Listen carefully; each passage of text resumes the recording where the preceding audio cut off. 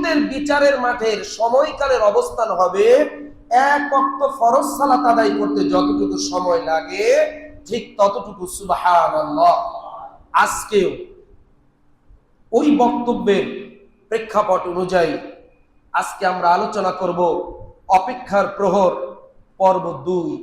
সম্মানিত উপস্থিত মুসলিম ভাতৃমণ্ডলী, গত জুমাতে আমরা এই পর্যন্ত আলোচনা করেছিলাম যে কোনো ব্যক্তি যদি অনুপরিমাণ একটা সরিষার দানা পরিমাণ নেকির কাজও করে, আল্লাহ তাবারক ওয়া তাআলা তাও তার জন্য রক্ষিত রাখবেন, সংরক্ষিত রাখবেন, নষ্ট করবেন না।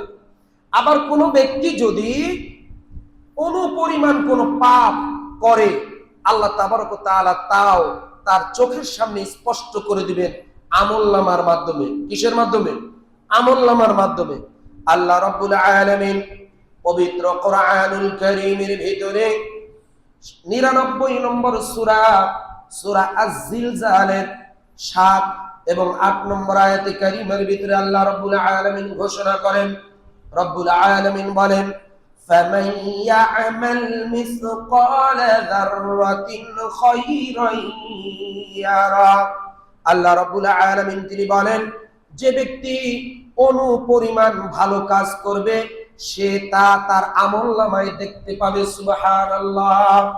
বিপরীত দিকে আল্লাহ রাব্বুল আলামিন বলেন, وَمَن يَعْمَلْ مِثْقَالَ ذَرَّةٍ شَرًّا يَرَهُ। প্রক্ষান্তরে যে ব্যক্তি অনুপরিমাণ মন্দ কাজ করবে সে তাও দেখতে পাবে। সুবহানাল্লাহ। এটি কেমন একটা আমলনামা, এমন একটা কিতাব, এমন একটা রেজিস্টার্ড বুক।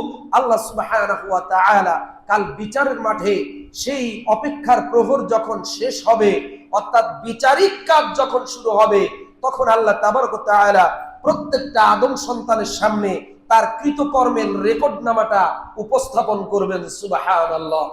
আমার বন্ধুগণ, শুধুমাত্র তাই নয়, প্রত্যেকটা নফস তার নিজেকে বাঁচানোর জন্য সেদিনও আল্লাহ তাবারক ওয়া তাআলার সামনে বিচারের মাঠে মিথ্যা কথা বলার চেষ্টা করবে। তাই আল্লাহ রাব্বুল আলামিন মুখ, এই জবানটাকে বন্ধ করে দিবেন, যেন এই জবান দিয়ে আল্লাহর সামনে সেদিন মিথ্যা কথা বলতে না পারে।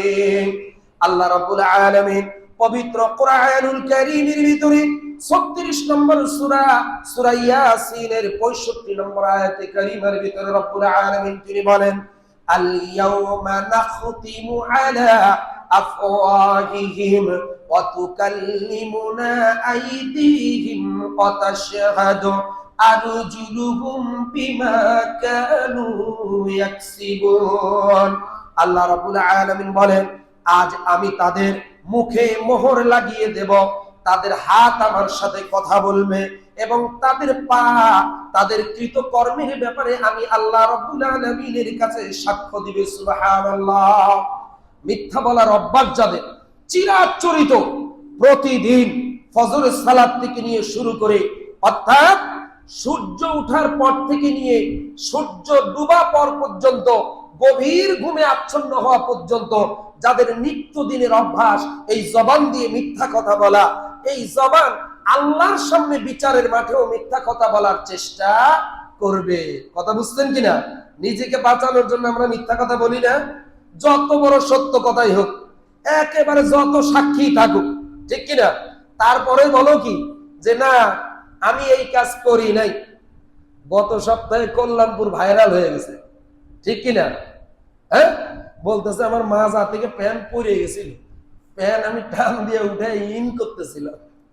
আচ্ছা, তাহলে দিবালোকের মতো এই সত্য কথাগুলো আমাদের কাছে সাক্ষ্য প্রমাণ থাকার পরেও, মানুষের হাতের মোবাইল ডিভাইসের মাধ্যমে প্রমাণ থাকার পরেও, আধুনিক তথ্য প্রযুক্তি সিসিটিভি ক্যামেরার ফুটেজ থাকার পরেও আমরা অস্বীকার করে বসি, ঠিক কিনা? উদ্দেশ্য কি? নিজেকে বাঁচানোর জন্য। ঠিক সেদিন জাহান্নামের ভয়াবহতা থেকে বাঁচতে, জাহান্নামের আলোচনা শুধু শুনেন, আমি গত জুমাতে বলেছিলাম আমি নিজেও সেইভাবে অনুধাবন করি না, ঠিক না? যদি করতাম প্রত্যেকটা পদক্ষেপ পড়তো খুব সাবধানের সাথে, ঠিক কিনা? একটা কথার যেন হেরফের না হয়, একটা ত্রুটি যেন আমাদের ভিতরে না আসে। মূলত যেই ব্যক্তি জাহান্নামকে যত বেশি অনুধাবন করবে, আখিরাতের ভয় যার ভিতরে যত বেশি থাকবে, সে তত বেশি তাকওয়া অর্জনকারী হবে, কোনো সন্দেহ নাই। এই জন্য বলি যে জাহান্নামের কথা শুধু শুনেন, সেদিন জাহান্নামের ভয়াবহতা যদি একবার দেখতেন, তাহলে মানুষ আল্লাহ সুবহানাহু ওয়া তাআলা রাসূলের ওই হাদিস মনে পড়ে গেল। আল্লাহ নবী সাল্লাল্লাহু আলাইহি ওয়াসাল্লাম তিনি বলছেন, আমার ইচ্ছে হয় যে তোমাদেরকে একটু কবরের আযাব দেখানোর ব্যবস্থা করি আল্লাহর কাছে বলে, কিন্তু আমি চাই না এই ভয়ে, এই আশঙ্কায় যে তোমরা মৃতদেরকে দাফন করা ছেড়ে দিবে। মৃতদেরকে তোমরা দাফন করা কি করবা? ছেড়ে দিবা। কবরের আযাব যদি আমাদেরকে দেখানো হইতো, তাহলে আমরা আমাদের প্রিয়জনদেরকে আর কবরে নামাইতাম না। আল্লাহ নবী সাল্লাল্লাহু আলাইহি ওয়াসাল্লামের সতর্কতা। তাই জাহান্নামের ভয়াবহতা, জাহান্নামের আযাব যদি কেউ আমরা দু চোখে দেখতাম, তাহলে আমরা ওই যে কোনো পাপ করতাম না। তাই বিচারের মাঠে মানুষ নিজেকে বাঁচানোর জন্য পেরেশান হয়ে জবান দিয়ে মিথ্যা বলার চেষ্টা করবে। তাই তো আল্লাহ রাব্বুল আলামিন তিনি বলছেন, আল ইয়াউমা নাখতিমু আলা আফওয়াহিহিম, আমি তোমাদের জবানকে সেদিন বন্ধ করে দেব, ওয়া তুকাল্লিমুনা আইদিহিম, তোমাদের ব্যাপারে ওয়া তাশহাদু আরজুলুহুম, সাক্ষ্য দিবে তোমাদের হাত, আর সাক্ষ্য দিবে তোমাদের পা।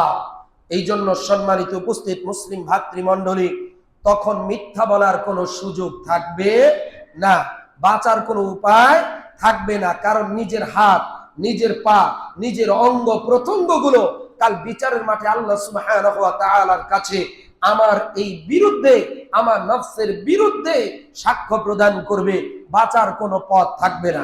শুধুমাত্র তাই নয় আমার বন্ধুগণ, আল্লাহ রাব্বুল আলামিন পবিত্র কোরআনুল কারীমের ভিতরে 99 নম্বর সূরা, সূরা আয-জিলজাল, আয়াত নম্বর 4 এবং 5, আল্লাহ রাব্বুল আলামিন বলছেন, ইয়াউমা ইদিন তুহাদ্দিসু আখবারাহা বিআন্না রাব্বাকা আওহা লাহা। আল্লাহ রাব্বুল আলামিন বলছেন, সেদিন জমিন তার সংবাদ বর্ণনা করবে, কারণ তোমার রব তাকে সেই নির্দেশ দিবেন। সুবহানাল্লাহ। কোন জমিনের উপরে কি করেছেন?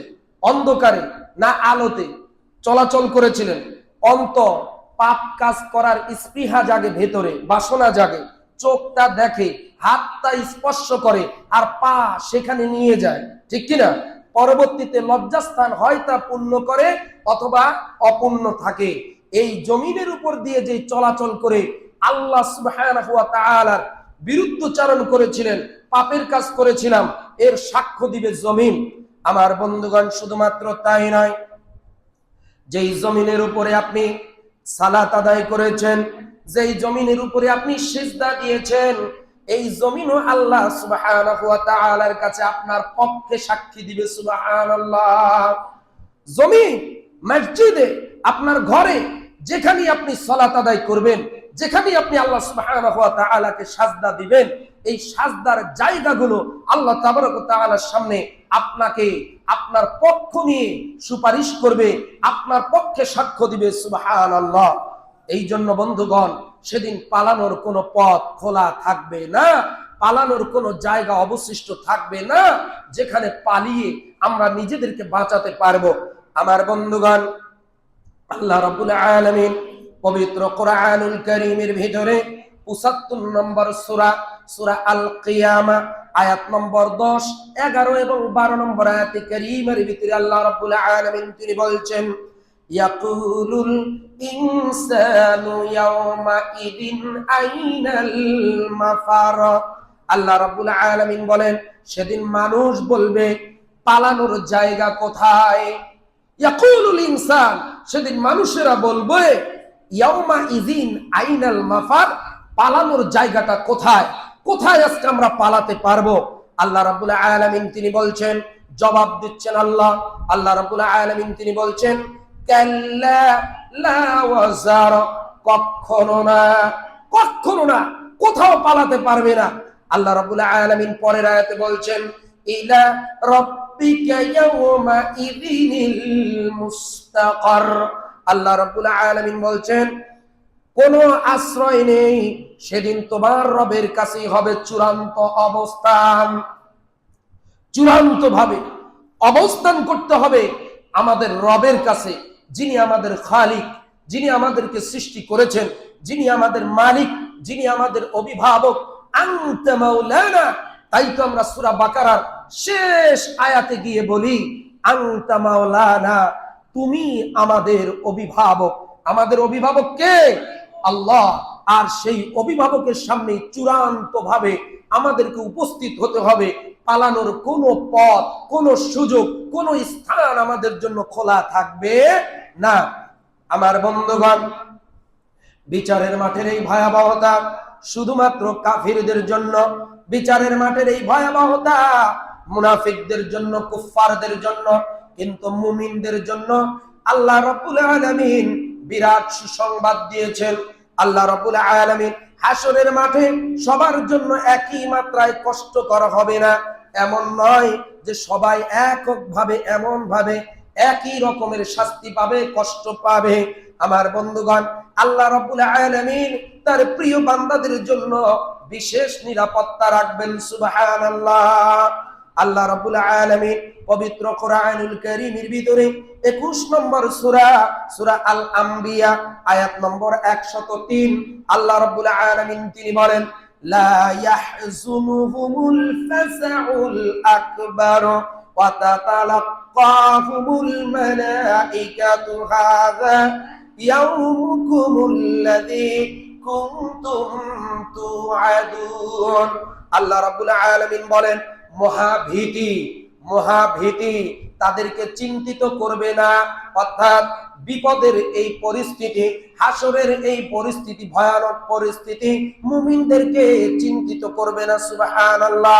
এবং আল্লাহ রাব্বুল আলামিন তিনি বলেন, ওয়া তাতালাক্কাহুমুল মালাইকাতু হাযা ইয়াউমুকুমুল্লাযী কুনতুম তুআদুন। আল্লাহ রাব্বুল আলামিন বলেন, আমার ফেরেশতারা মুমিনদেরকে অর্থাৎ তাদেরকে অভ্যর্থনা জানাবে। সুবহানাল্লাহ। এটাই তোমাদের সেই দিন যার প্রতিশ্রুতি তোমাদেরকে দেওয়া হয়েছিল। সুবহানাল্লাহ। মুমিনরা থাকবে বিচারের মাঠে নির্ভয়, মুমিনদের দুশ্চিন্তা থাকবে না, কারণ মুমিনদের উপরে আল্লাহ তাবারক তাআলা তার রহমতের অদৃশ্য ছায়া রাখবেন। আমার বন্ধুগণ, তাই তো আল্লাহর নবী সাল্লাল্লাহু আলাইহি ওয়াসাল্লাম তিনি বলেছেন, সাবাআতু ইউযিল্লুহুমুল্লাহু ফি যিল্লাহি ইয়াওমা লা যিল্লু ইল্লা যিল্লাহু। আল্লাহর নবী সাল্লাল্লাহু আলাইহি ওয়াসাল্লাম তিনি বলেন, 7 শ্রেণীর মানুষ আল্লাহ রাব্বুল আলামিনের আরশের ছায়ায় থাকবে সেদিন বিচারের মাঠে, হাসরের মাঠে। 7 শ্রেণীর মানুষ আল্লাহ রাব্বুল আলামিনের আরশের ছায়ায় থাকবে। আল্লাহ রাব্বুল আলামিন তাদের বর্ণনা দিচ্ছেন আল্লাহ রাসূল সাল্লাল্লাহু আলাইহি ওয়াসাল্লামের মাধ্যমে। এক, ন্যায়পরায়ণ শাসক। কে? ন্যায়পরায়ণ শাসক। শাসন ক্ষমতা, শাসন কার্য যার হাতে ছিল, যাদের হাতে ছিল, তারা যদি ন্যায়পরায়ণ হয়, আল্লাহ ভীরু হয়, ইনসাফ ভিত্তিক যদি রাষ্ট্র পরিচালনা করে, যদি আল্লাহর কালাম দিয়ে, আল্লাহর কোরআন দিয়ে, আল্লাহর আইন দিয়ে আল্লাহর এই জমিনের অধিবাসীদেরকে পরিচালনা করে, তাহলে এই ন্যায়পরায়ণ ন্যায় বিচারক শাসকগণ কাল বিচারের মাঠে আরশের ছায়ার তলে থাকবে এবং তাদের স্থান হবে 1 নম্বরে। সুবহানাল্লাহ। 2 নম্বরে আল্লাহর নবী সাল্লাল্লাহু আলাইহি ওয়াসাল্লাম তিনি বলেছেন, আল্লাহ রাব্বুল আলামিনের ইবাদতের ভিতরে বেড়ে ওঠা যুবক। কে? যুবকেরা। কারা? আল্লাহর আরশের ছায়ায় এই বিপদের মাঠে, কঠিন পরিস্থিতিতে আল্লাহর আরশের ছায়ায় স্থান পাবে ওই যুবক যার যৌবনকাল সেই ইবাদতে কাটিয়েছে। সুবহানাল্লাহ। কিন্তু আজকে আমাদের যুবকদের সময় কাটে কিসে? মোবাইল আর গার্লফ্রেন্ড নিয়ে, ঠিক না? যুবকদেরকে সম্মানিত একজন শায়েখ বেশ কিছুদিন আগে একটা মন্তব্য করেছেন যে আমাদের এই যুবকদেরকে, যুবকরা আধুনিক এই সময়ে সমগ্র বিশ্ব থেকে, কম্পিটিশনের এই ওয়ার্ল্ড থেকে পিছিয়ে পড়ার 1 নম্বর এবং অন্যতম কারণ হলো মোবাইল এবং রাত জাগা। কোনটা? মোবাইল এবং রাত জাগা। তার মানে রাত জাগে কিভাবে? একা একা বসে মোবাইল হাতে নিয়ে রাত জাগে না। এই মোবাইল তার গুরুত্বপূর্ণ মহামূল্যবান সময় কেড়ে নিচ্ছে তার জীবন থেকে, সে জানে না। অনেক যুবক আছে রাত ভর মোবাইল সে কল করতে করতে করতে করতে তাহাজ্জুদের নামাজ চলে যায়। যেই টাইমে আল্লাহর মুমিন বান্দাগণ তাহাজ্জুদের সালাত আদায় করে, সেই টাইমে আল্লাহর এই বান্দা মোবাইলে তার সময় পার করছে, ঠিক কিনা? অথবা কোনো অশ্লীল ওয়েবসাইটে সে ঢু মারছে, ঠিক না? কিসের নেশায়, কিসের কারণে সে রাত 1:30, 2টা, 3টা পর্যন্ত তার হাতে মোবাইল চলে? এই জন্য সম্মানিত শাইখ বলেছেন, আধুনিক এই বিশ্বে বর্তমান এই সময়ে সমগ্র পৃথিবীর মানুষদের থেকে ইহুদি খ্রিস্টানরা যেখানে তারা অগ্রগামী এগিয়ে যাচ্ছে, সেখানে আমাদের মুসলিম তরুণেরা, যুবকেরা পিছিয়ে পড়ার অন্যতম কারণ হলো রাত জাগা এবং এই মোবাইলের পিছনে তাদের এই মূল্যবান সময়কে নষ্ট করে দেওয়া। এই জন্য যুবকেরা সাবধান, যুবকেরা সাবধান। এই মোবাইলের ওজন হতে পারে 100 থেকে 150 গ্রাম বা 200 গ্রাম, কিন্তু এই মোবাইলের এই 150-200 গ্রামের ওজন আজকে হাতের ভিতরে ভর করা, বহন করা তোমার জন্য আমার জন্য খুব সহজ, কিন্তু আল্লাহুল আযীম এই মোবাইলের জন্য অনেক যুবক জাহান্নামে যেতে পারে, এতে কোনো সন্দেহ নাই। এই মোবাইলের জন্য অনেক মধ্যবয়স্ক, বেশি বয়স্ক লোকও জাহান্নামে এই মোবাইলটাই নিয়ে যেতে পারে, আর কিছু লাগবে না, কিচ্ছু লাগবে না। অনেক বৃদ্ধ আছে, যে সমস্ত বৃদ্ধদেরকে এখনো দেখি চোখের দেখা মোবাইল, সে ছেলেরা বাহিরে আছে, বিদেশে আছে, আছে না নাই? আমাদের বুড়া মানুষদের সওয়াল পান জোয়ান, তাই না? তারা এখন আছে কোথায়? অনেক অধিকাংশ প্রায় বাড়ি থেকে বিদেশে আছে। বিদেশ থেকে দামি একটা সেট পাঠাইছে বাজানোর জন্য।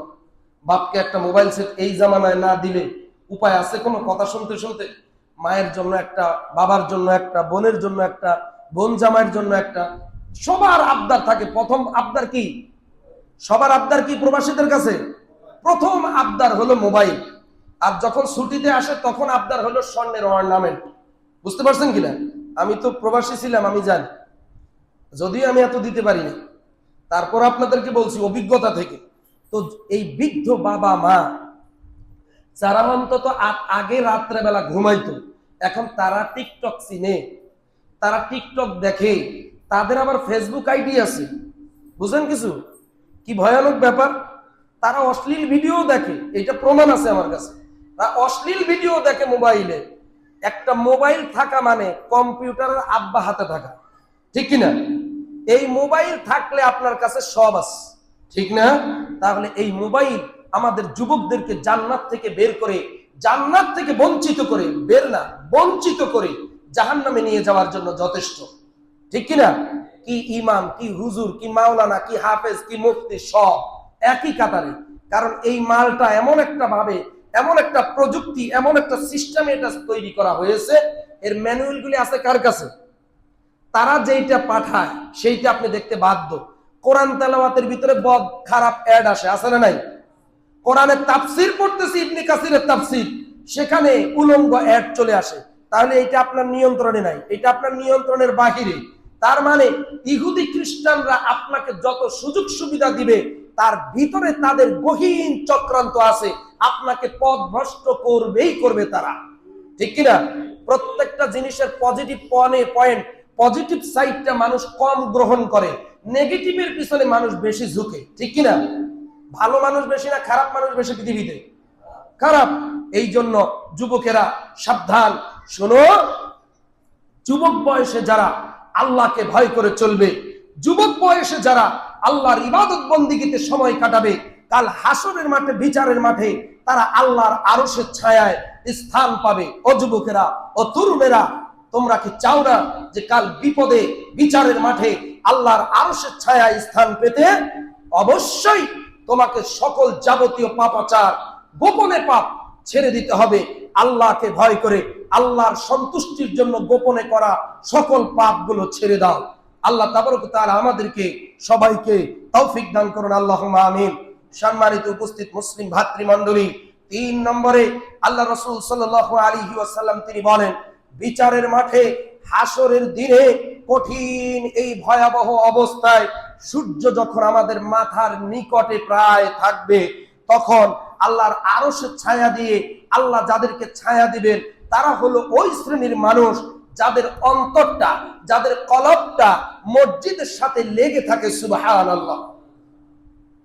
এমন অনেক মুরব্বী আগে পাইতাম, এক ওয়াক্ত নামাজ না শেষ করে ইমাম আসার আগে, মুয়াজ্জিন আসার আগে মসজিদের বারান্দায় দেখি বা মসজিদ খোলার পরে দেখতাম যে সে বসে রয়েছে। অনেক মুরব্বী আগে ছিল, এখন পাওয়া যায় না, খুব কম, একেবারেই কম। কারণ কি জানেন, মুরব্বীরা এখন গীবত শেখায় আর ওই নাচ ঢং নাচানাচি ছবি দিয়ে ফালাফালি দিয়ে সময় কাটায় চায়ের দোকানে। কোথায়? চায়ের দোকানে, ঠিক না? মুরব্বীরা একটু সময় পাইলেই ফাহেসা কামের ভিতরে তাদের সময়গুলি নষ্ট করে দেয়। কিন্তু যারা মসজিদমুখী থাকে, মসজিদ থেকে এক ওয়াক্ত সালাত আদায় করে চলে যাওয়ার পরে আরেক ওয়াক্ত সালাতের জন্য যার অন্তর ব্যস্ত হয়ে পড়ে মসজিদের দিকে চলে আসে, অর্থাৎ মসজিদের সাথে যার অন্তর কলব হৃদয় লাগানো থাকে, এই ব্যক্তি কাল বিচারের মাঠে আল্লাহর আরশের ছায়ার নিচে স্থান পাবে। সুবহানাল্লাহ। শুধুমাত্র তাই নয়, সম্মানিত উপস্থিতি, এই তালিকার 4 নম্বরে রয়েছে পরস্পরকে যারা এক আল্লাহর জন্য ভালোবাসে। কার জন্য ভালোবাসে? আল্লাহর জন্যই একে অপরকে ভালোবাসে। আর যদি শত্রুতা করার প্রয়োজন হয়, শত্রুতা যদি প্রয়োজন হয়, সম্পর্ক যদি বিচ্ছিন্ন হয়ে যাওয়ার প্রয়োজন দেখা দেয়, তাহলে সেটাও হয় আল্লাহকে ভালোবাসার জন্য। আল্লাহর জন্য যারা সম্পর্ক করে আর আল্লাহর জন্য যারা একে অপরকে বিচ্ছিন্ন করে দেয়, এই ব্যক্তিরা 4 নম্বরে আল্লাহর আরশের ছায়ায় সেদিন স্থান পাবে। সম্মানিত উপস্থিত মুসলিম ভাতৃমণ্ডলী, নম্বর 5, কোন যুবককে যদি কোনো সুন্দরী মর্যাদাবান নারী তাকে জেনা করার জন্য আহ্বান করে, আর ওই যুবক, যেই যুবক বলে যে না, আমার রব আমাকে দেখছেন, আমি আমার আল্লাহকে ভয় করি, আমি তোমার সাথে জেনা করব না, এই প্রতিশ্রুতি যেই যুবক দেয়, এই তীক্ষ্ণ ঈমান যার ভিতরে আছে, এই ঈমান যার ভিতরে, যেই যুবকের ভিতরে আছে, এই যুবক, এই চরিত্রবান যুবক কাল হাসরের মাঠে আল্লাহর আরশের ছায়ায় স্থান পাবে। সুবহানাল্লাহ। আমাদের অবস্থা, চারিত্রিক অবস্থা একবারে নড়বড়ে। আমাদের এই সাইডটাতে স্টল হওয়া দরকার। যদিও শয়তান আমাদেরকে সব সময় কিসের দিকে ডাকে বলেন তো? ফাহিশা কাজে। কোন দিকে? ফাহিশা কাজে। আর ফাহিশা কাজই হলো জেনার কাজ। ফাহিশা কাজ হলো কি? জেনার কাজ। ফাহিশা কাজ অর্থাৎ অশ্লীল কাজ। আল্লাহ তাবারক ওয়া তাআলা বলেছেন, ওয়ালা তাকরাবুজ জিনা ইন্নাহু কানা ফাহিশা ওয়া সাআ সাবিলা। আল্লাহ তাবারক ওয়া তাআলা তিনি বলছেন, তোমরা জিনা ব্যভিচারের ধারে কাছেও যেও না। ধারে কাছেও কি? যেও না। ইন্নাহু কানা ফাহিশা, নিশ্চয়ই তা অশ্লীল কাজ, নিশ্চয়ই তা মন্দ কাজ, এই জন্য ধারে কাছেও যেও না। কিন্তু শয়তান আমাদেরকে কি চায়? সব সময় ফাহিশা কাজে লিপ্ত রাখতে চায়। তাই যুবকেরা, তরুণেরা, একটু আগে যে বললাম যে এই আঙ্গুলগুলি আল্লাহর কাছে শাহাদা দিবে, সাক্ষ্য দিবে, খালি মুখের জবানে আল্লাহ আটকায় দিবে, মোহর মেরে দিবেন। কিন্তু এই যে এই আঙ্গুল দিয়ে যে আমরা সারাদিন পাপ করি, একটু চিন্তা করেন না? পাপ করি এখন কি দিয়ে? আঙ্গুল দিয়ে। মোবাইল যে স্ক্রল করতেছে বারবার, কি দিয়ে? কি দিয়ে? আঙ্গুল দিয়ে বারবার, রাত দিন। আঙ্গুলের সাধারণ যে শক্তি, সাধারণ যে কার্যক্ষমতা এই ত্বকের, এই ত্বকটা তো খুব স্পর্শকাতর, সেনসিটিভ। এটা কখনো কখনো দেখবেন যে কাজ করে না, ছেড়ে দেয়। এর জন্য আবার মোবাইল স্ক্রল করার জন্য আবার কভার পাওয়া যায়। দেখলাম যে হাতে হাত মোজা লাগাইতাম, শীতের সময় না লাগাইতাম, শীত থেকে বাঁচার জন্য। আর এখন যুবকেদের হাতের আঙ্গুলে দেখি কালো এক ধরনের কিরকম কাভার দেখা যায়। ওইটার কি বলে? কি কয় জানি না, ওইটার না। এইটা দিয়ে এখন মোবাইল টিপে, আর এইখানে এই এতটুক করে লাগানো আছে। কারণ কি জানেন? এই যে মোবাইলটা এইভাবে 150-200 গ্রাম, 200 গ্রামের একটা সেট হাতে রাখতে রাখতে আঙ্গুলগুলি কতক্ষণ রাখবে, বুঝেন না? একইভাবে এক দৃষ্টি, 2 হাতের শক্তি যখন শেষ হয়ে আসে, অনুভূতি শক্তি ঝিঝি ধরে যায়, তখন ওইটা লাগায়া নেয়। এইবার যে যাবি কই, আরো টিপা বাকি আছে, খারাপ টাকা দিয়ে কিনছি, ঠিক কিনা? তোর জান জ্বালাপালা করে ভালাবো। আমাদের একটু বলদ আছে, শুনছেন নাকি? অনেক দামি মোবাইল কিনছে, এটা ওয়াটার প্রুফ, ওইটারে টিপতে টিপতে ভিতরে আগুন ধরায় ফেলাইছে, মানে গরম বানায় ফেলাইছে। পরে কইতেছে দাঁড়া, রাত এখনো বাকি আছে, আজান দেয় নাই, তোরে টিপা এখনো অনেক বাকি আছে, গরম যেহেতু হয়েছিস তোরে শিক্ষা দিয়েই ছাড়বো। এইবার গ্লাসের ভিতরে পানি নিয়ে চুবাইয়া রাখছে কতক্ষণ, চুবাইয়া রাইখে ঠান্ডা করে তারপরে আবার টিপা ধরছে। সত্যি কথা, হাসানের জন্য না, সত্যি কথা আমাদের আশেপাশে, বুঝতেন কিনা কিরকম, মানে কিরকম জেহেন এগুলির জেহেনগুলি কিরকম যে এইটা গরম হয়ে বাষ্প হয়ে যায়।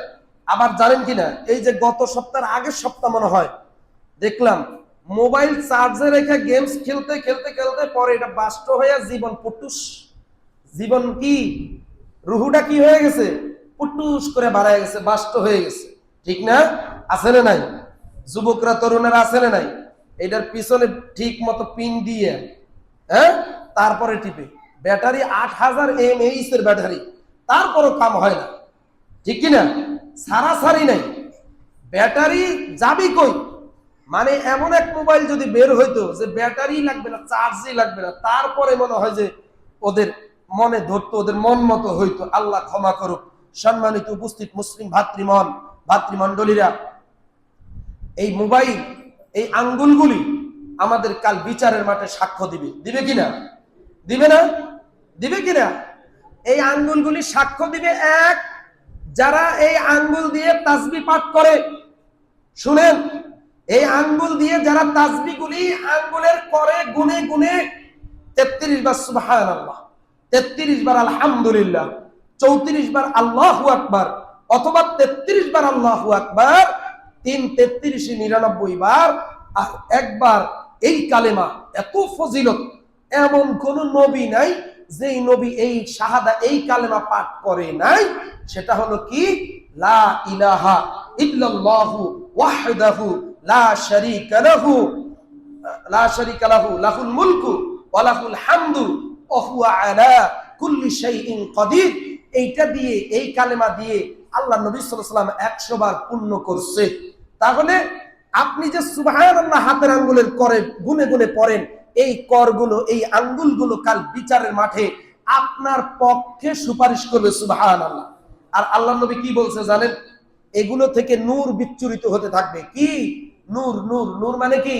আলো। নূর মানে কি? আলো। আলো যদি এখান থেকে বের হয়, তার মানে আপনি ইমানদার না বেঈমান? ইমানদার। তাহলে এই আঙ্গুলগুলি দিয়ে যদি ভালো কাজ করেন, সাক্ষ্য দিবে। আর যদি মন্দ কাজ করেন, কি দিবে? সাক্ষ্য দিবে। কোনোটাই বাদ যাবে না। ফামান ইয়ামাল মিসকালা যাররাতিন খায়রান ইয়ারা ওয়া মান ইয়ামাল মিসকালা যাররাতিন শাররান ইয়ারা। অনুপরিমাণ ভালো কাজ আল্লাহ বাদ দিবে না, আপনার নষ্ট করবে না। আবার অনুপরিমাণ পাপও আল্লাহ লুকায়া রাখবে না। তবে হ্যাঁ, এখানে কথা আছে, এমন ইমানদার যে ইমানদারকে আল্লাহ কাল বিচারের মাঠে অপমান করবে না। তার ছোট ছোট সাগীরা গুনাহ আছে, আল্লাহ চাইলে তাকে মাফ করে দিবে, কিন্তু তাকে আগে দেখাবে।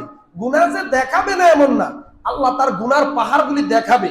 দেখানোর পরে সে হতাশ হয়ে যাবে, ওরে আল্লাহ রে আল্লাহ, এত পাপ আমার, এই পাপ থাকার পরেও জান্নাতে যাওয়া অসম্ভব। কিন্তু আল্লাহ বলবে যে বান্দা, তোমার এমন একটা নেকি আমার কাছে আছে, যা যদি তোমার কাছে দেখাই তুমি খুশি হয়ে যাবা। সেটা কি? লম্বা হাদিস, এর আগে বলছিলাম, লা ইলাহা ইল্লাল্লাহ। তখন বান্দা কবে যে আল্লাহ আপনি আমার সাথে মশকরা করেন, মানে এত পাপ, আর একটা কালেমা লা ইলাহা ইল্লাল্লাহ। বুঝছেন কিনা? ইমানদারদের কথা ভিন্ন। কিন্তু ওই যে শিরিক থাকা যাবে না, বিদআত থাকা যাবে না। শিরিক থাকলে ঈমান বাতিল, বিদআত থাকলে আমল বাতিল। তাহলে আপনি আল্লাহর সামনে কি নিয়ে সুখ দাঁড়াবেন? এই দুইটা থেকে সব সময় আপনাকে বাঁচতে হবে। 3 নম্বরে হলো, মানুষের অধিকার নষ্ট করা যাবে না। মানুষের হক নষ্ট করার পাপ যদি না থাকে, আশা করা যায় আপনার অল্প আমল থাকলেও আপনি নাজাত পাবেন ইনশাআল্লাহ। সম্মানিত বন্ধুগণ, 6 নম্বরে, এমন দান সাদাকা, এমন দানকারী ব্যক্তি, যেই ব্যক্তি তার ডান হাত কি দান করে তার বাম হাত তা জানে না। অর্থাৎ সে এত গোপনে দান করে, এত গোপনে দান করে যে ডান হাত কি দিল বাম হাত তা জানে না। আল্লাহ তাবারক ওয়া তাআলা এই দানকারীকে কাল বিচারের মাঠে তার আরশের ছায়ায় স্থান দিবেন সুবহানাল্লাহ।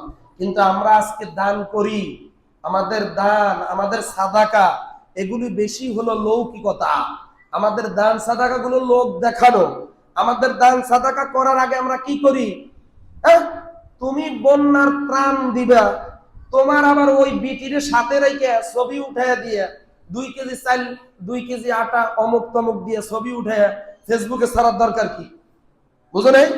যদি কোনো সংস্থার পক্ষ থেকে দেয়, যেমন আমরা হাজার হাজার মানুষ দান সাদাকার টাকা উঠাইয়া একজন শায়েকের কাছে দিলাম, একজন আলেমের কাছে দিলাম, একজন সংস্থার কাছে দিলাম, এখন ওই আলেম বা ওই শায়েক বা ওই সংস্থা এটা তার প্রুফ এবং প্রমাণ দেখানোর জন্য সে ভিডিও করতে পারে, এটা বৈধ।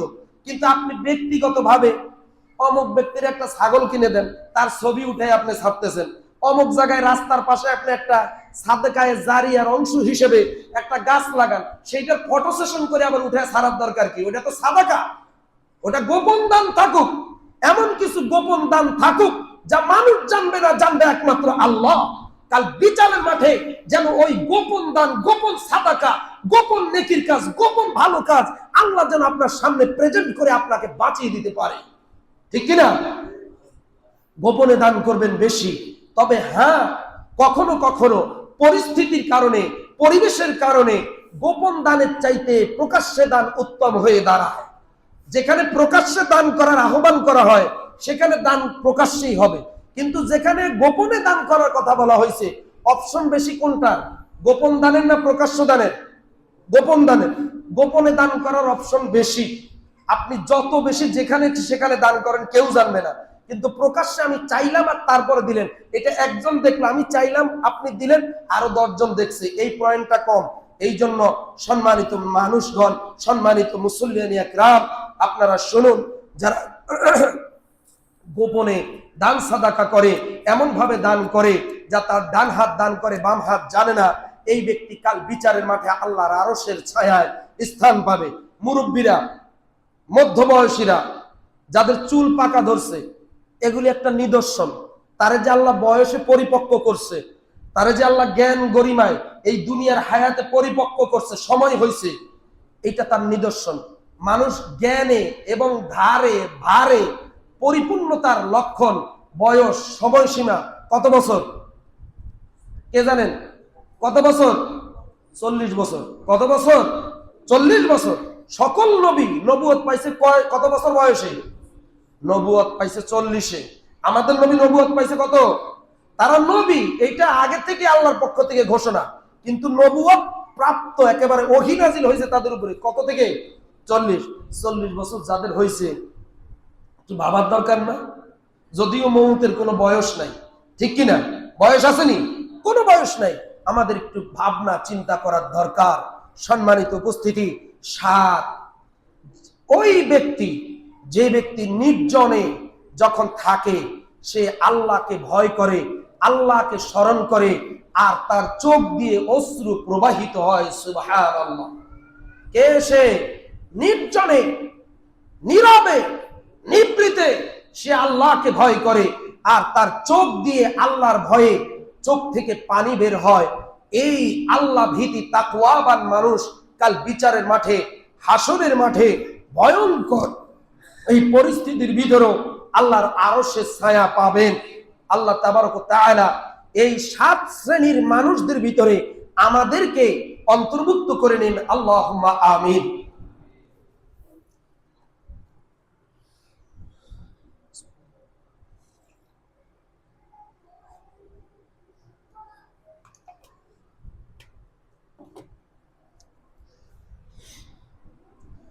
আলহামদুলিল্লাহ, আলহামদুলিল্লাহি ওয়াহদাহু ওয়াসসালাতু ওয়াসসালামু আলা মান লা নাবিয়্যা বা'দাহু।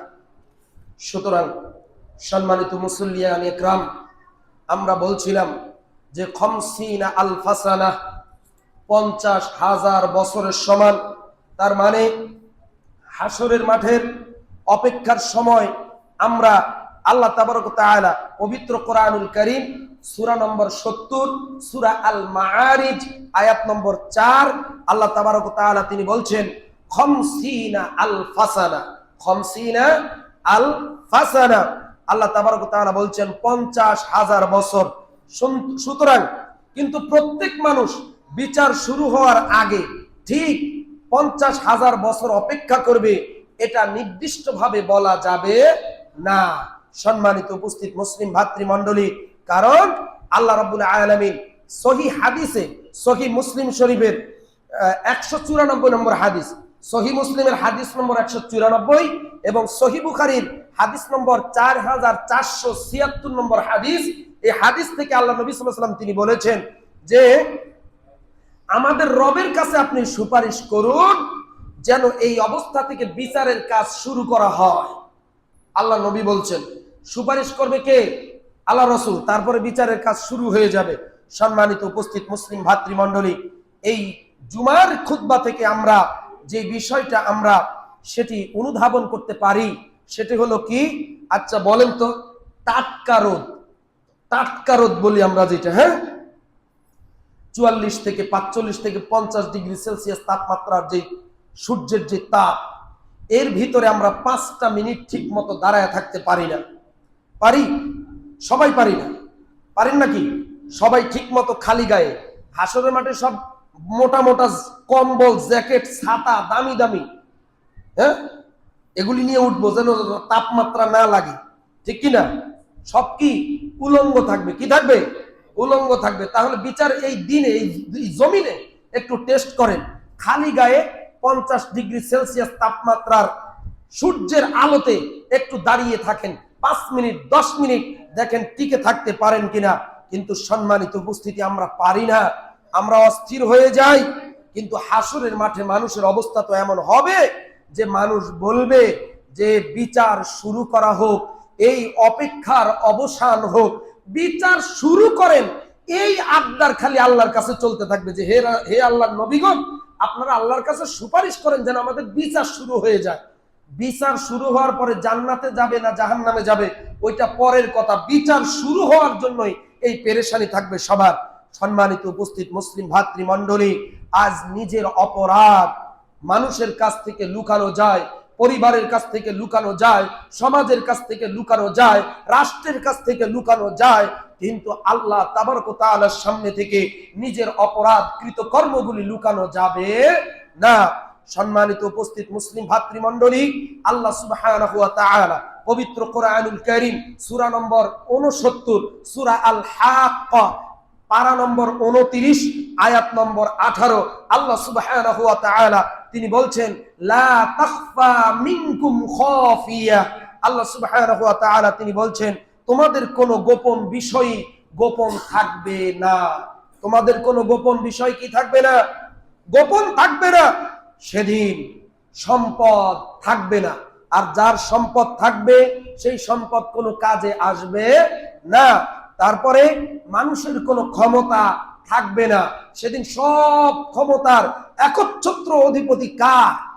আল্লাহ। তারপরে সম্মানিত উপস্থিত মুসলিম ভাতৃমণ্ডলী, আজকে মেম্বার, আজকে চেয়ারম্যান, আজকে এমপি, মন্ত্রী, অমুক তমুক হাবিজাবি দাপট দেখাইয়া সমাজের উপরে আমরা বীর দর্পে চলাফেরা করি, প্রভাব দেখাই, ঠিক কিনা? কথায় কথায় বলি না, তুই আমারে চিনিস, তুই আমার লেভেল সম্পর্কে জানিস, আমি কে, আমি কোন দল করি, আমি কোন লেভেলের নেতা, ঠিক কিনা? কিন্তু সেদিন কোনো কি থাকবে না, পদমর্যাদা থাকবে না, সবাই এক, সব কি এক। তারপরে সম্মানিত উপস্থিতি, দুনিয়ার এই যে বাহাদুরি, এই বাহাদুরি কারোই থাকবে না, কোন বাহাদুরের বাহাদুরি থাকবে না। ইন্নাল্লাহা আলা কুল্লি শাইইন কাদির, সেদিন কে? সর্বময় ক্ষমতার অধিকারীর মালিক সেদিন কে? একমাত্র আল্লাহ। সুতরাং অহংকার, দাপট, ক্ষমতা, পদ, পদবি, মর্যাদা কিছুই কাজে আসবে না। একমাত্র শুধুমাত্র আল্লাহর জন্য, আল্লাহ সন্তুষ্টির জন্য নিজেকে পরিবর্তন করতে হবে, নিজেকে বদলাতে হবে। আর তা আজকে এই মুহূর্তে এই জুমার ঘর থেকে যদি পরিবর্তন করতে পারেন, যদি সংশোধন করতে পারেন, যদি নিজেকে আল্লাহ সুবহানাহু ওয়া তাআলার জন্য সঁপে দেন, তবে ইনশাআল্লাহ বিইজনিল্লাহ যে কাল বিচারের মাঠে ওই ভয়াবহ পরিস্থিতির সম্মুখীন আপনাকে আমাকে হতে হবে না। আমরা চাই তো ইনশাআল্লাহ? সম্মানিত উপস্থিত মুসলিম ভাতৃমণ্ডলী, শুনুন, আল্লাহ সুবহানাহু ওয়া তাআলা পবিত্র কোরআনুল কারীম সূরা নম্বর 26 সূরা আশ-শুআরা আয়াত নম্বর 88 এবং 89 আল্লাহ সুবহানাহু ওয়া তাআলা তিনি বলছেন ইয়াউমা লা ইয়ানফাউ মালু ওয়ালা বানুন। আল্লাহ সুবহানাহু ওয়া তাআলা সেদিন বলছেন যে যেদিন তোমাদের ধন সম্পদ আর সন্তান সন্ততি কোনো উপকারে আসবে না। কোনো উপকারে কি আসবে না? না ধন সম্পদ না সন্তান সন্ততি কোনো কিছু উপকারে আসবে না। তারপরে আল্লাহ তাবারক ওয়া তাআলা তিনি বলছেন ইল্লা মান আতাল্লাহু বিকলবিন সালিম। আল্লাহ তাবারক ওয়া তাআলা তিনি বলছেন যে উপকারে আসবে তা তবে যেই ব্যক্তি আল্লাহর কাছে বিশুদ্ধ একটা অন্তর নিয়ে উপস্থিত হবে। সুবহানাল্লাহ। বিশুদ্ধ অন্তর কি? যেই অন্তরে আল্লাহকে ভয় করে তার জীবন চালাইছে, যেই ব্যক্তি ভয় করে নামাজ ছাড়ে নাই, যে ব্যক্তি ভয় করে কোরআন ছাড়ে নাই, যে ব্যক্তি ভয় করে অন্যায় অপকর্ম করে নাই, যে ব্যক্তি ভয় করে মানুষের অধিকার নষ্ট করে নাই, যে ব্যক্তি ভয় করে দুনিয়ার অনেক সুযোগ সুবিধা সে পাইতো নিতে পারতো কিন্তু গ্রহণ করে নাই। কার ভয়ে? আল্লাহর ভয়ে। এবং তাফসীর ইবনে কাসির বলছে বিশুদ্ধ অন্তর হলো সেই অন্তর, বিশুদ্ধ অন্তর হলো যেই অন্তর, সেই অন্তর যেই অন্তর লা ইলাহা ইল্লাল্লাহ বলার পরে আর কখনো শিরিক করে নাই। কি করে নাই? শিরিক করে নাই। অথচ এই সমাজের মানুষের কাছে শিরিক হলো পান্তা ভাত, শিরিক হলো পানি পান্তার মতো। শিরিককে কিছু মনেই করে না, বিদআতকে কিছু মনেই করে না। ঠিক কিনা?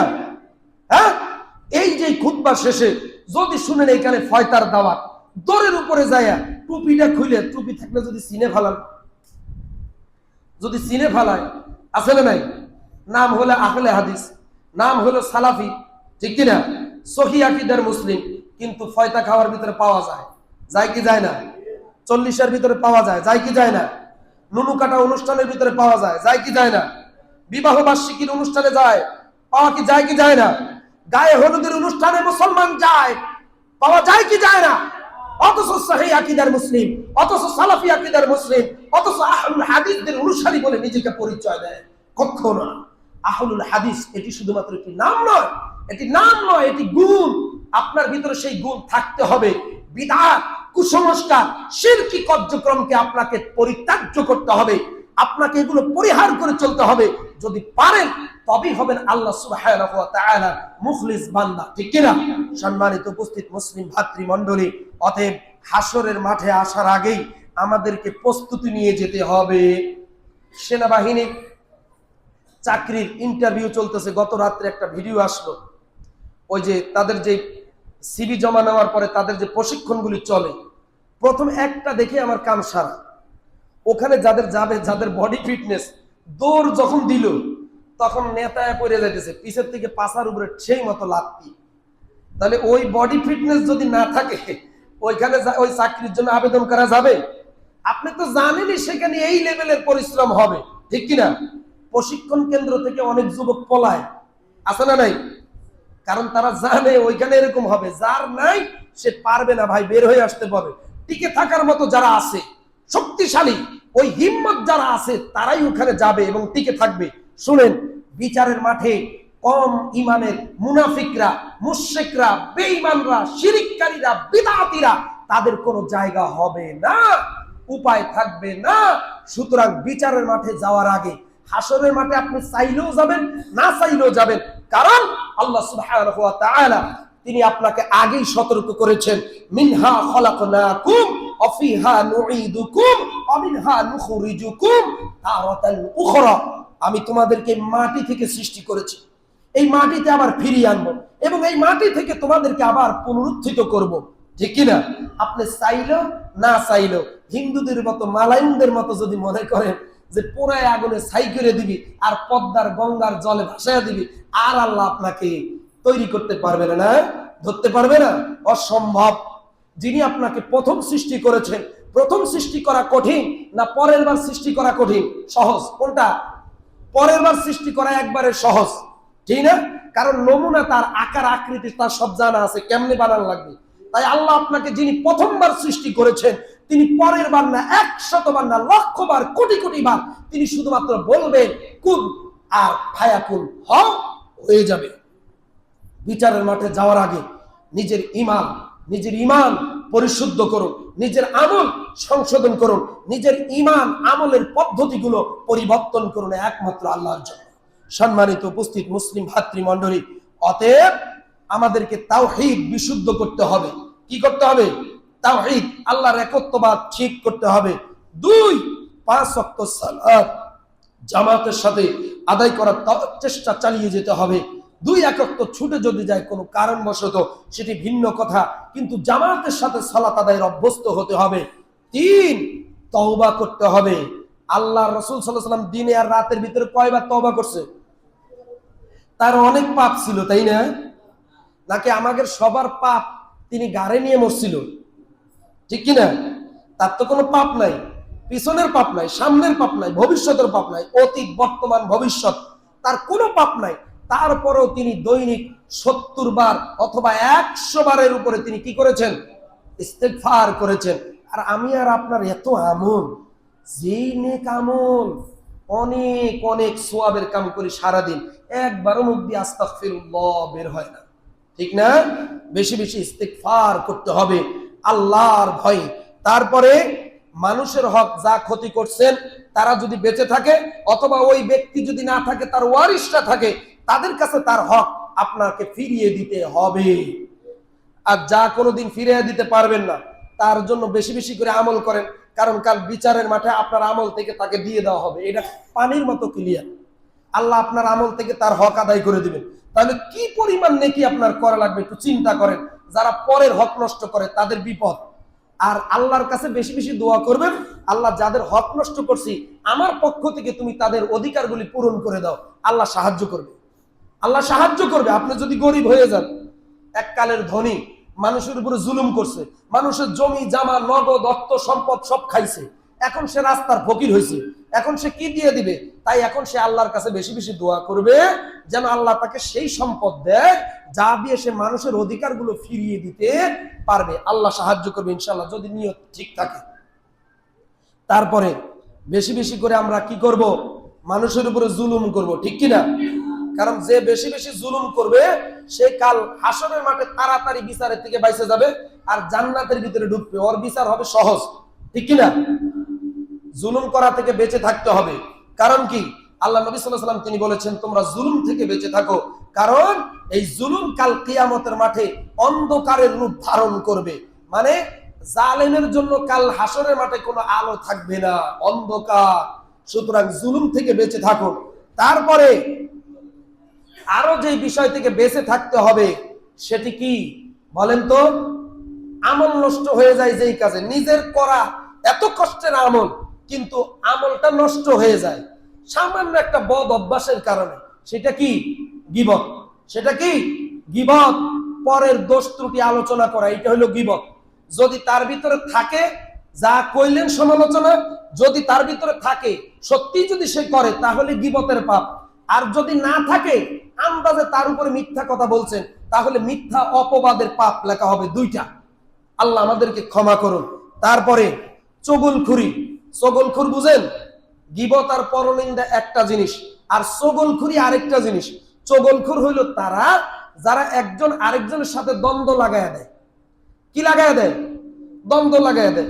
এক ভাই আরেক ভাইয়ের গোপন কথা তার ভিতরে আছে, একটা দোষ হয়তো এক ভাইয়ের ব্যাপারে আরেক ভাই তার পিছনে একটা গীবত করে ফেলছে, একটা কথা বলছে, যেই কথাটা তার দোষটা তার ভিতরে আছে। এখন এইটারে ধরে যায়, ওই জানিস অমুক না তোর ব্যাপারে এই কইয়া বেড়াইল, দিল। ওদের ভ্রাতৃত্বপূর্ণ একটা সম্পর্ক ছিল, একটা ভালো সম্পর্ক ছিল, ধ্বংস করে দিল। এই চগলখোর এদেরকে আল্লাহ তাবারক ওয়া তাআলা কঠিন শাস্তি দিবেন। তারপরে কি?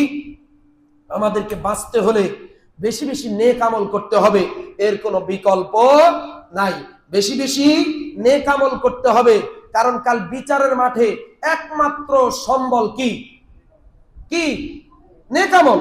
নেক আমল ছাড়া আমাদের আর কোনো সম্পদ নাই, সম্বল নাই। তাই বেশি বেশি করে নেক আমল করতে হবে। আল্লাহ তাবারক ওয়া তাআলা আমরা গত জুমাতে, আজকের জুমাতে যে আলোচনা করলাম, এই আলোচনা থেকে আমাদেরকে প্রকৃত শিক্ষাটা অনুধাবন করে আমাদেরকে মানার আমাদেরকে জানার এবং আমল করার তৌফিক দান করুন। এবং আল্লাহ তাবারক ওয়া তাআলা যে 7 শ্রেণীর মানুষকে বিচারের মাঠের ভয়াবহ ওই পরিস্থিতিতে আরশের ছায়ায় ছায়া দিয়ে রাখবেন, নিশ্চিন্তে রাখবেন, পেরেশানি মুক্ত রাখবেন, তাদের অন্তর্ভুক্ত করে নিন। আল্লাহুম্মা আমিন। আমাদের মা বাবা প্রতিবেশী যারা কবরে, আল্লাহ তাদেরকে ক্ষমা করে দিন। আল্লাহ তাবারক ওয়া তাআলা আমাদের আত্মীয় স্বজন যে যেখানে যত দূরে আছে, আল্লাহ তাদের প্রত্যেকের কবরগুলিকে আল্লাহ এক একটা জান্নাতুল ফিরদাউসের বাগান বানিয়ে দিন। আল্লাহ তাবারক ওয়া তাআলা আমাদের মুরব্বীরা যারা জীবিত, আল্লাহ তাদেরকে নেক দীর্ঘ হায়াত দান করুন, যেন তারা বেশি বেশি নেক কাজ করতে পারে। আমাদের আত্মীয় স্বজন যারা অসুস্থ, তাদেরকে আল্লাহ সুস্থ করে দিন। আমাদের আত্মীয় স্বজন যারা হসপিটালে, আল্লাহ তাদেরকে সুস্থতা দান করুন। আমাদের ভিতরে যারা ঋণগ্রস্ত, আল্লাহ আমাদেরকে ঋণগুলি থেকে মুক্তি লাভ করার তৌফিক দান করুন। আর সর্বশেষ আল্লাহর কাছে একটি চাওয়া, আল্লাহ যেন আমাদেরকে বেশি বেশি ঈমান আমল করার তৌফিক দান করেন। এবং যেদিন আল্লাহ আমাদের জন্য মউতের পরওয়ানা জারি করবেন, সেদিন যেন আমাদের মুখে কালিমা নসিব করে দেন, লা ইলাহা ইল্লাল্লাহ ربنا ظلمنا أنفسنا وإن لم تغفر لنا وترحمنا لنكونن من الخاسرين ربنا آتنا في الدنيا حسنة وفي الآخرة حسنة وقنا عذاب النار إن الله يأمر بالعدل والإحسان وإيتاء ذي القربى وينهى عن الفحشاء والمنكر والبغي يعظكم لعلكم تذكرون واذكروا الله تعالى يذكركم وادعوه يستجب لكم ولذكر الله تعالى أعلى وأولى وأعز وأجل وأتم وأهم وأعظم وأكبر